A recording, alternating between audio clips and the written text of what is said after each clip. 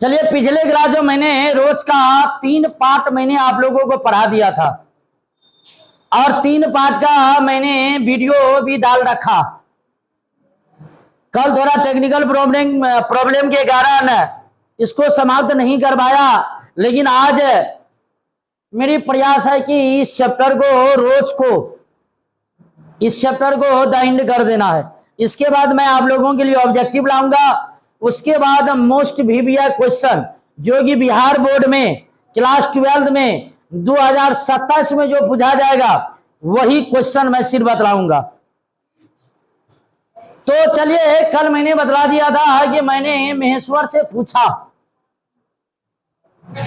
आप तो थके होंगे, सो जाइए। वह बोले, थके तो आप भी होंगे। 18 मील पैदल चलकर आए हैं, अरे बड़ी दूर से आए हैं, पैदल आए हैं, किंतु उसके स्वर ने मानो जोर दिया है, थका तो मैं भी हूं। अब लेखक आप इसीलिए यह बात कहना जा रहे हैं। मालती तो बचपन की एक उनका सहेली के रूप में पार्टनर थी, लेकिन अब मालती का शादी हो चुका है। अब मान लेते हैं महेश्वर प्रसाद उनके पति है, लेखक साहब उनके बचपन के दोस्त है, लेकिन जो सेवा मान लेते हैं महेश्वर प्रसाद को वो देगी, वो सेवा लेखक साहब नहीं ले सकते हैं। अब यहां पर कहना जा रहा है कि मैं चुप रहा, थोड़ी देर में किसी अपर संज्ञा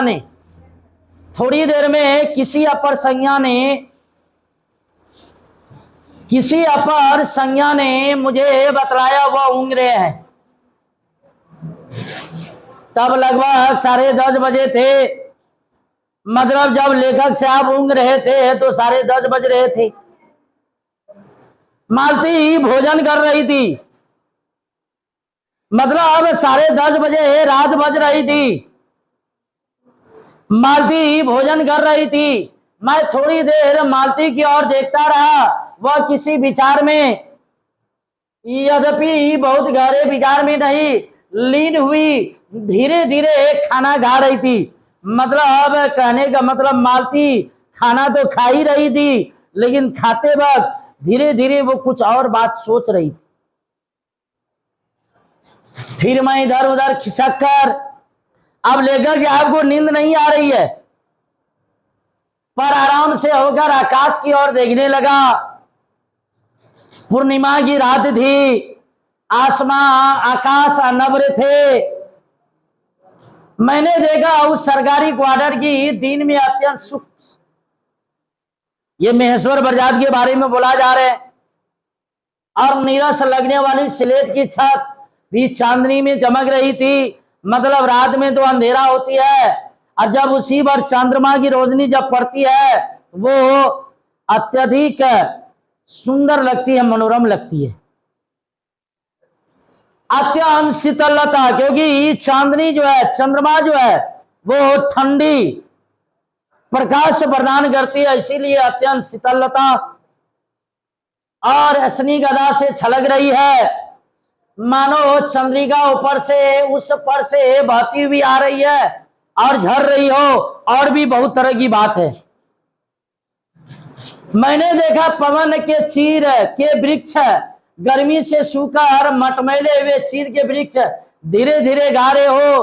कोई राग जो कोमल है किंतु करुण नहीं, अशांतिमय है किंतु उद्वेग में नहीं। मतलब ये लेखक साहब रात की वातावरण के बारे में बतला रहे,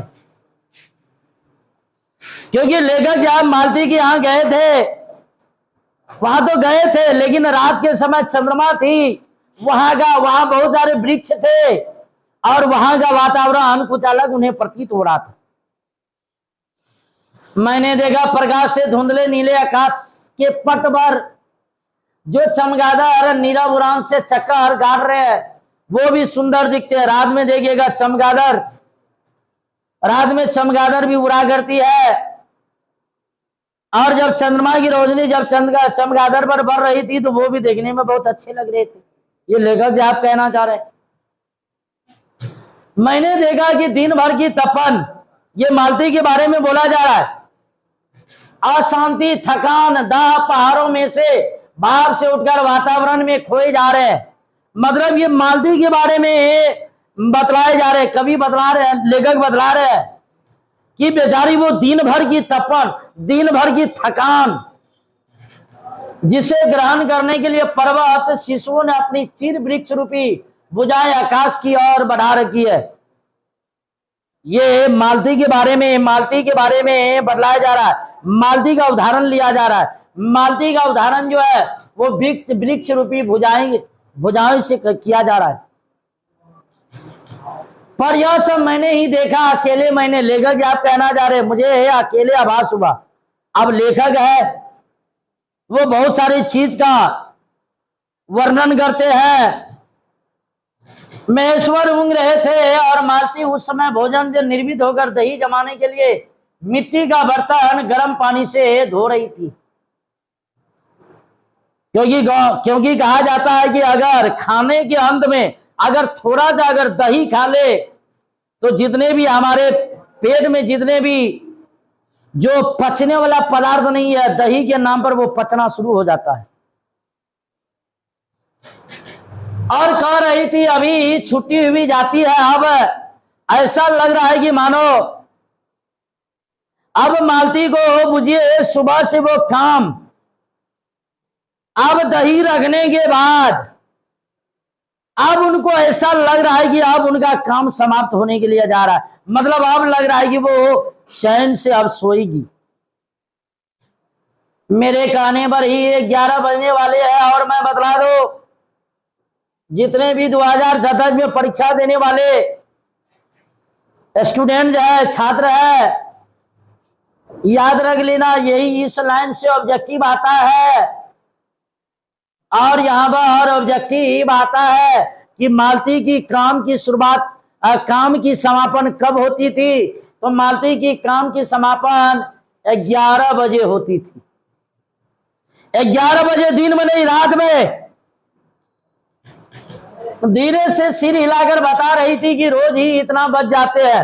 आप समझ लीजिए एक लड़की जब वो कुंवारी रहती है तो घर में क्या कहते हैं कितनी खुश रहती है। जब वो शादी उनकी हो जाती है तो कितना ज्यादा उन पर उत्तरदायित्व हो जाता है और घर में इतना काम रहता है कि रात को 11 बजे के बाद उनको थोड़ा टाइम मिलता है आराम करने का, कुछ सोचने का।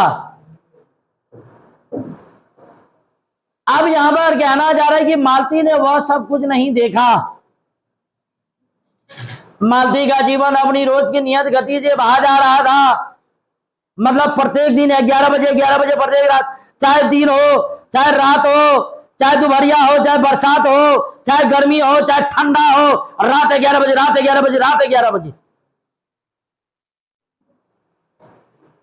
मालती का जीवन अपनी रोज की नियत गति से बहा जा रहा था और एक चंद्रमा की चंद्रिका के लिए, एक संचार के लिए रुकने को तैयार नहीं था। जिस प्रकार चंद्रमा अपने नियत समय पर निकलती है, जिस प्रकार सूर्य